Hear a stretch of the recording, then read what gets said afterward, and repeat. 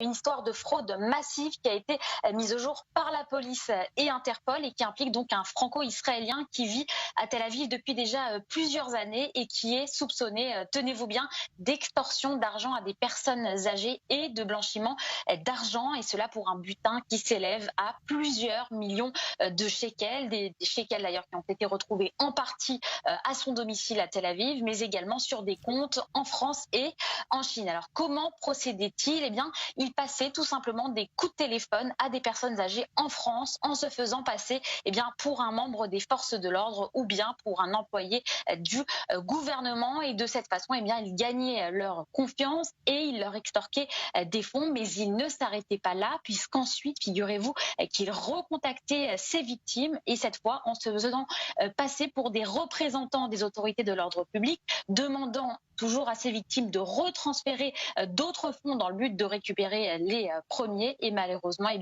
cela a beaucoup fonctionné. Une enquête a donc été ouverte en partenariat entre les autorités françaises et israéliennes, cela pour révéler l'identité du suspect et rassembler les preuves nécessaires, comme nous l'explique ce haut chef de la police israélienne. Les policiers du service de la répression des fraudes ont arrêté hier un suspect âgé de 40 ans qui a escroqué des retraités français. Il s'agit d'une enquête importante de la police de Tel Aviv en coopération avec Interpol. Une enquête sous couverture, le suspect a été découvert à Tel Aviv. Il s'agit d'un homme de 40 ans qui a escroqué des retraités qui vivaient en France. Dans son habitation ont été trouvés 3 millions de shekels en liquide.